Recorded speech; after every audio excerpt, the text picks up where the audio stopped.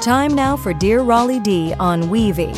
Having a lot of stuff can be fun, but also very overwhelming. I think this listener's feeling the pressure. Dear Rollie D, I've always been a bit of a collector. Books, records, tools, random hobby stuff. It was never a problem, until recently. Now my basement and garage are packed, and every time I try to organize or get rid of things, I get overwhelmed and end up keeping everything. My spouse is starting to complain that we can barely move down there, and I know it's getting ridiculous. I hate the idea of throwing away things that might be useful someday, but I also don't want our house to turn into a storage unit. How do I finally tackle this without feeling like I'm losing part of myself? Signed, Sentimental Hoarder. Well, hey, that might need it someday feeling. That's quite the powerful trap, am I right? Especially once you've been collecting for years. Here's a few practical ways to make progress. Use the 1-year rule. If you haven't touched or thought about an item in the last year, it goes in the pile for donating, selling, or throwing away. No exceptions. Take photos of sentimental stuff. For items with emotional value, snap a picture, then let the physical item go. You keep the memory without the clutter. You always want to involve your spouse or a neutral third party. Have them help make the tough calls so that you're not deciding everything alone.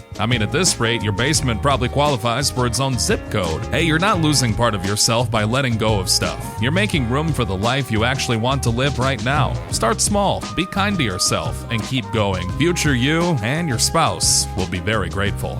You have a question that I can answer at some point? Feel free to send it to our text line, 218-749-3000. And remember, I'm just a guy on the radio. Take what works for you. That was Dear Rollie D on Weavy.